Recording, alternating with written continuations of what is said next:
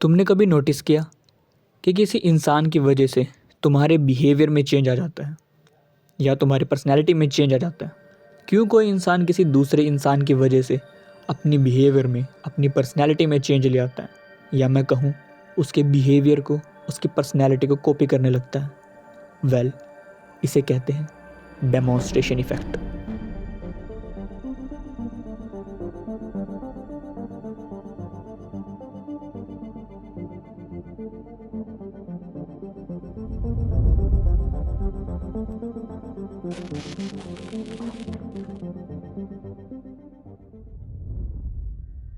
Demonstration effect का मतलब है जब लोग अपने बिहेवियर या अपनी प्रेफरेंसेस को दूसरे लोगों को देखकर बदल लेते हैं।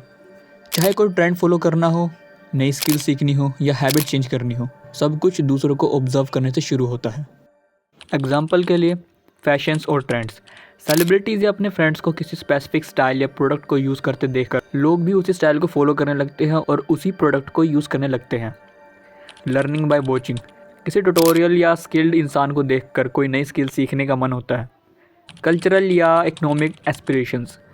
डेवलपिंग एरियाज़ के लोग रिच एरियाज़ या मीडिया के थ्रू नए हैबिट्स और लाइफस्टाइल अडॉप्ट करते हैं।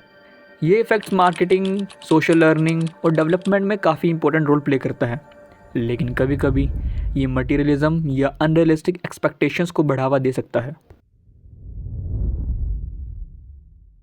डेमोन्स्ट्रेशन इफेक्ट का सीधा कनेक्शन है इंसानी साइकोलॉजी के साथ। हम नेचुरली दूसरों को देखकर इन्फ्लुएंस होते हैं और ये चीज़ हमारे थिंकिंग और बिहेवियर को शेप करती है। और हम ह्यूमंस इसी तरह से तो इवॉल्व हुए हैं, दूसरों को देखकर, उनकी जैसा बिहेव कर कर, नई स्किल्स सीखकर, अपनी सर्वाइवल इंस्टिंक्ट्स को डेवलप करके। दूसरों को देखकर सेम बिहेव करना नेचुरल है। ये हमारी कोर ह्यूमन बिहेवियर और ह्यूमन साइकोलॉजी का एक पार्ट है। चलो साइकोलॉजी के कुछ इंटरेस्टिंग कॉन्सेप्ट्स के साथ तुम्हें समझाता हूँ, जैसे सोशल लर्निंग थ्योरी। ये थ्योरी साइकोलॉजिस्ट एल्बर्ट बंड्यूरा ने दी थी। इस थ्योरी के अकॉर्डिंग इंसान अपने आसपास के लोगों से इंटरेक्ट करता है, उनको देखता है, ऑब्जर्व करता है और न्यू बिहेवियर पैटर्न्स को अडॉप्ट करता है। इसे हम बिहेवियरल लर्निंग या मॉडलिंग भी कहते हैं। एग्जाम्पल के लिए एक बच्चा अपने पेरेंट्स को स्मार्टफोन यूज़ करते देखकर सीखता है, या एक टीनेजर अपने फेवरेट सेलिब्रिटी का फैशन कॉपी करता है। अब डेमोन्स्ट्रेशन इफेक्ट का कनेक्शन क्या है इससे? जब हम किसी को सक्सेसफुल चीज़ें या कूल चीज़ें करते देखते हैं तो हमें भी वही चीज़ें करने का मन होता है, ये सोचकर कि हमें भी वैसे ही बेनिफिट्स मिलेंगे जैसे उस इंसान को मिल रहे हैं।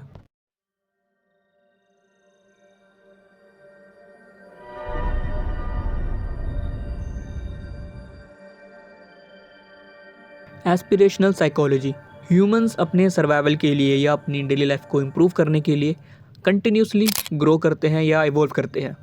अकॉर्डिंग टू एस्पिरेशनल साइकोलॉजी, हम नेचुरली अपनी लाइफस्टाइल को या अपनी स्टेटस को इम्प्रूव करना चाहते हैं और इसलिए हम उन लोगों को कॉपी करते हैं जो हमें हमसे बेटर लगते हैं। एग्जाम्पल के लिए सोशल मीडिया पे इन्फ्लुएंसर्स को लग्जरी ट्रिप्स और ब्रांडेड आइटम्स फ्लुएंट करते देखकर हमें भी लगता है कि हमें भी वैसे ही करना चाहिए।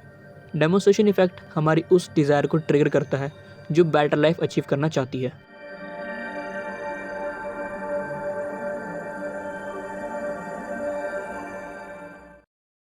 पीयर इन्फ्लुएंस और सोशल प्रेशर। इंसान एक सोशल क्रीचर है। इंसान हमेशा ग्रुप में रहता है, चाहे वो फैमिली हो, फ्रेंड्स हो, क्लासमेट्स हो या ऑफिस की वर्क टीम हो। इंसान अपने ग्रुप के मेंबर्स के बिहेवियर को कॉपी करता है ताकि उनसे एसोसिएटेड रह सके और उनसे अलग ना लगे। एग्जाम्पल के लिए अगर तुम्हारे ग्रुप में सभी लोगों के पास स्मार्ट वॉच है तो तुम्हारे अंदर भी स्मार्ट वॉच को यूज़ करने का प्रेशर फील होगा, चाहे तुम्हें उसकी ज़रूरत हो या ना हो। सोशल प्रेशर की वजह से ये इफेक्ट और ज़्यादा स्ट्रॉन्ग हो जाता है, स्पेशली जब एक बिहेवियर किसी ग्रुप या सोसाइटी में कॉमन हो जाए।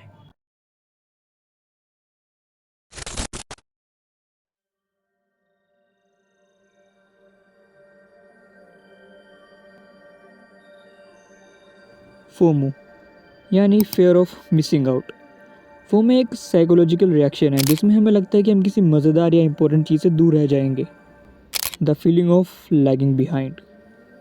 फोमो तब होता है जब तुम्हारे सोशल ग्रुप के ज़्यादातर लोग कोई पर्टिकुलर एक्टिविटी कर रहे हो और तुम्हें ऐसा फील हो कि तुम उस एक्टिविटी से दूर रह जाओगे या उस एक्टिविटी को एंजॉय नहीं कर पाओगे। एग्जाम्पल के लिए तुम्हारे दोस्त अगर किसी कॉन्सर्ट या ट्रिप की फ़ोटोज़ सोशल मीडिया पर पोस्ट करते हैं तो तुम्हारे अंदर भी वैसे ही प्लान करने की अर्ज आ जाती है। भले तुम्हारे अंदर उस चीज़ को करने की इच्छा हो या ना हो, बट तुम्हें एक प्रेशर फील होता है कि तुम्हें भी वो चीज़ करनी है क्योंकि तुम्हारे सोशल ग्रुप के ज़्यादातर लोग वो चीज़ कर रहे हैं तो तुम्हें भी वो चीज़ करनी चाहिए। सोशल मीडिया का यहाँ एक इम्पोर्टेंट रोल है जो कॉन्स्टेंटली कंपैरिजन और लैगिंग बिहाइंड जैसे फियर्स को क्रिएट करता है और डेमोन्स्ट्रेशन इफेक्ट को एम्पलीफाई करता है। डेमोन्स्ट्रेशन इफेक्ट का हम पर काफ़ी इम्पैक्ट पड़ता है और ये दोनों पॉजिटिव और नेगेटिव तरीकों से हो सकता है।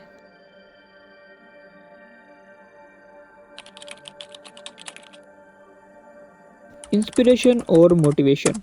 अगर तुम अपने दोस्तों को देखते हो कि वो जिम जा रहे हैं और अपनी फिटनेस इंप्रूव कर रहे हैं तो तुमको भी अपनी हेल्थ और फिटनेस इंप्रूव करने का मोटिवेशन मिल सकता है। साइकोलॉजिकल बेनिफिट, ये तुमको इंस्पायर करता है अपनी लाइफ को बेटर बनाने के लिए। न्यू आइडियाज़ और अपॉर्चुनिटीज़। फॉर एग्जाम्पल, तुमने किसी को एक नया बिजनेस स्टार्ट करते हुए देखा और उससे इंस्पायर होकर तुम्हारे पास भी एक आइडिया है एक नया बिजनेस शुरू करने का। ये तुम्हारी क्रिएटिविटी और ग्रोथ को इन्हेंस करता है क्योंकि तुम न्यू आइडियाज़ को अपनी लाइफ में इंप्लीमेंट करने का सोचने लगते हो। Better lifestyle choices. सपोज तुम किसी अपने फ्रेंड को देखते हो कि वो सस्टेनेबल फैशन या इको फ्रेंडली प्रोडक्ट यूज़ कर रहे हैं तो तुम भी अपनी कंजप्शन हैबिट्स को इको फ्रेंडली बना सकते हो। Just like positive effects, demonstration effect के कुछ नेगेटिव इफेक्ट्स भी हैं।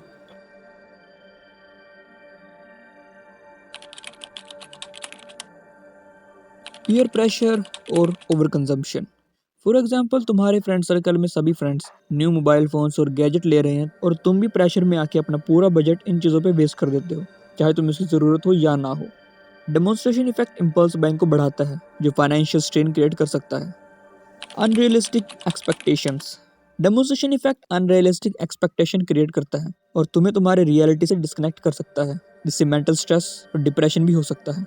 फॉर एग्जाम्पल, इंस्टाग्राम पे तुमने किसी इन्फ्लुएंसर को अपनी परफेक्ट वेकेशन और लग्जरी आइटम्स को यूज़ करते देखा और तुम्हें भी लगने लगता है कि तुम्हें भी वैसा ही लाइफस्टाइल चाहिए, चाहे तुम्हारी फाइनेंशियल सिचुएशन उसके लिए रेडी ना हो, चाहे तुम्हारी फाइनेंशियल सिचुएशन उसको मैच ना करे, बट स्टिल डेमोन्स्ट्रेशन इफेक्ट में आके तुम भी वैसी ही लाइफस्टाइल जीने की कोशिश करते हो जो कि कुछ हद तक इम्पॉसिबल है। कंपैरिजंस और लो सेल्फ एस्टीम।